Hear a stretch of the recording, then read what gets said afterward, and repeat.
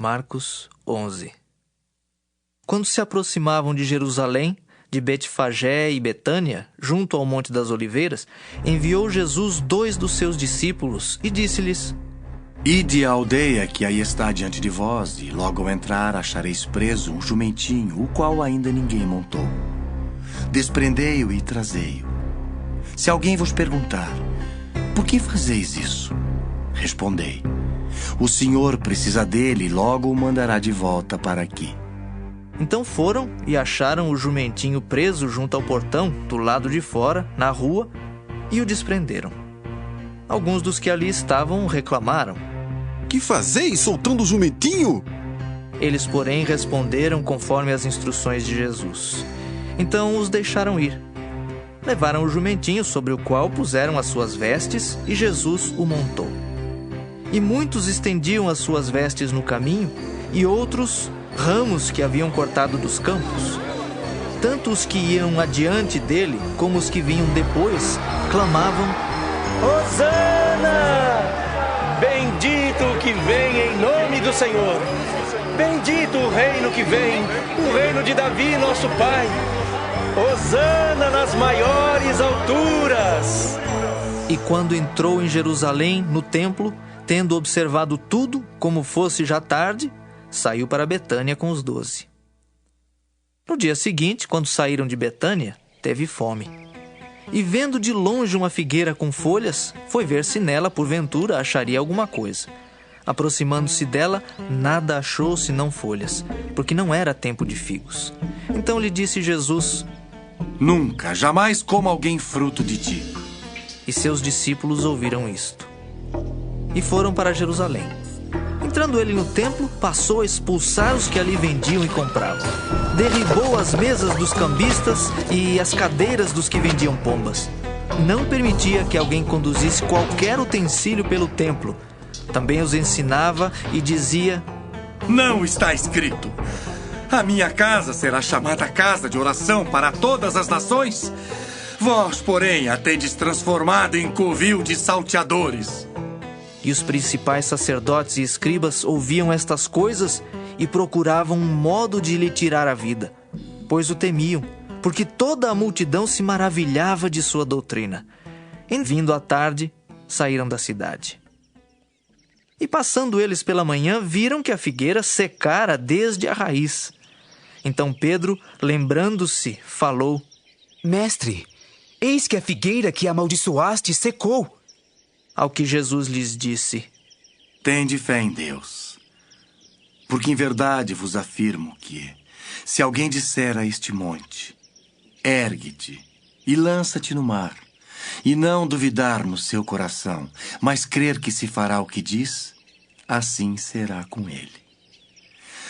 Por isso vos digo que tudo quanto em oração pedirdes, crede que recebestes, e será assim convosco.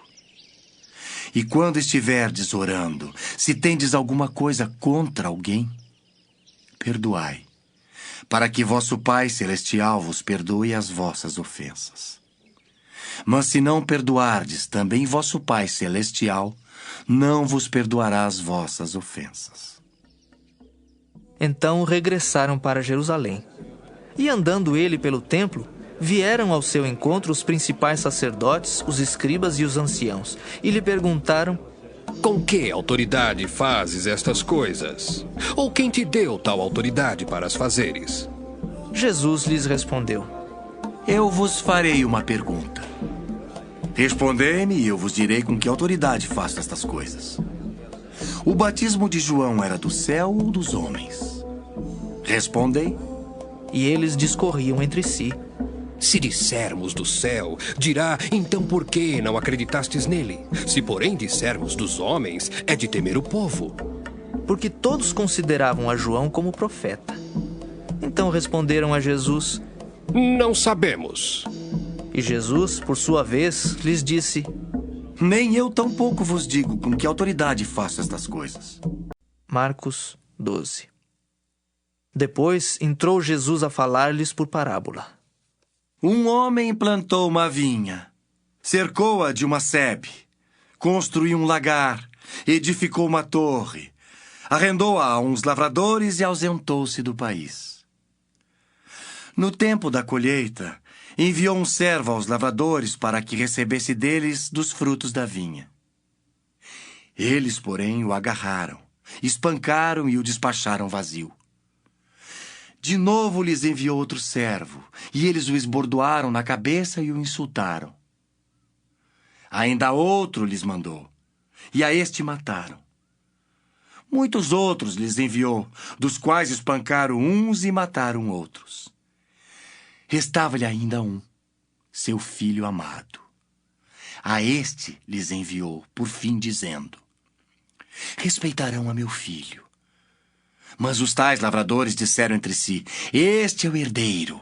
Ora, vamos, matemo-lo, e a herança será nossa. E agarrando-o, mataram-no e o atiraram para fora da vinha. Que fará, pois, o dono da vinha? Virá, exterminará aqueles lavradores e passará a vinha a outros. Ainda não lestes esta escritura? A pedra que os construtores rejeitaram, essa veio a ser a principal pedra angular. Isto procede do Senhor e é maravilhoso aos nossos olhos. E procuravam prendê-lo, mas temiam o povo, porque compreenderam que contra eles proferira esta parábola. Então, desistindo, retiraram-se. E enviaram-lhe alguns dos fariseus e dos herodianos para que o apanhassem em alguma palavra.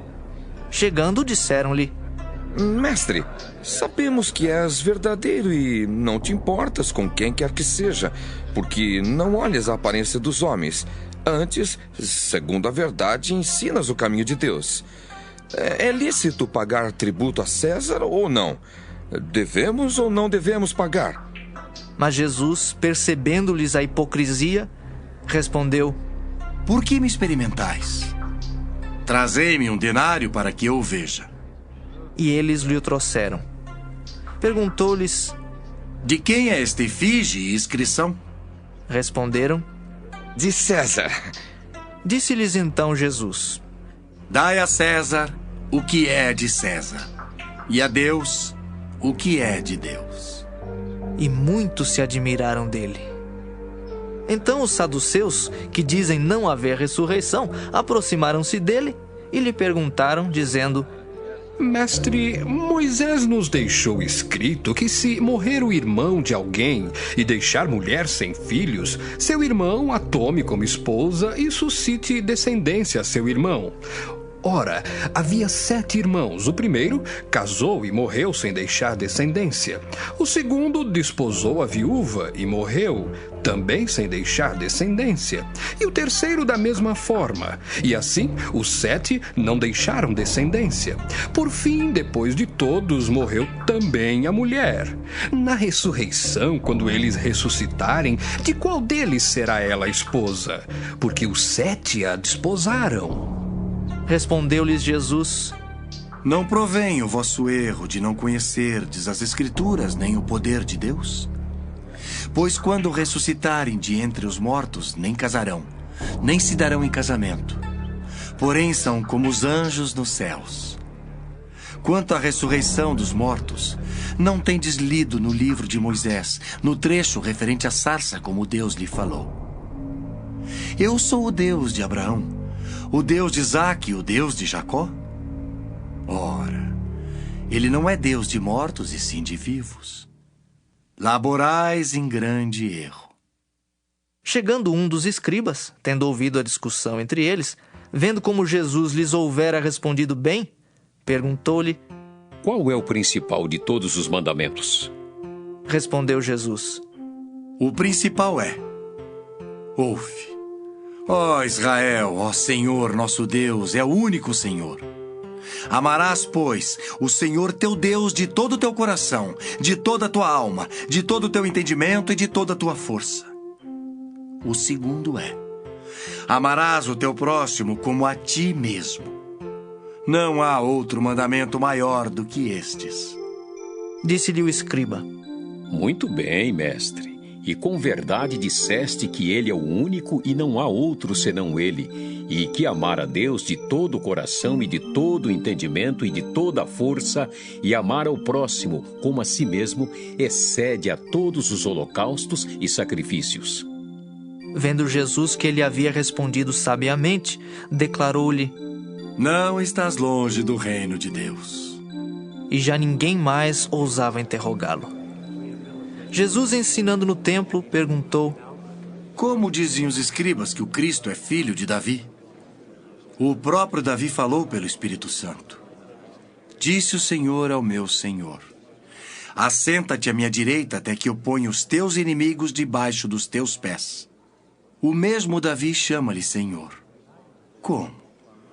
Pois é ele seu filho? E a grande multidão o ouvia com prazer. E ao ensinar, dizia ele: Guardai-vos dos escribas, que gostam de andar com vestes talares e das saudações nas praças, e das primeiras cadeiras nas sinagogas e dos primeiros lugares nos banquetes, os quais devoram as casas das viúvas e, para o justificar, fazem longas orações. Estes sofrerão juízo muito mais severo. Assentado diante do gasofilácio, observava Jesus como o povo lançava ali o dinheiro. Ora, muitos ricos depositavam grandes quantias. Vindo, porém, uma viúva pobre, depositou 2 pequenas moedas correspondentes a 1 quadrante. E chamando os seus discípulos, disse-lhes: Em verdade vos digo que esta viúva pobre depositou no gasofilácio mais do que o fizeram todos os ofertantes. Porque todos eles ofertaram do que lhe sobrava. Ela, porém, da sua pobreza deu tudo quanto possuía,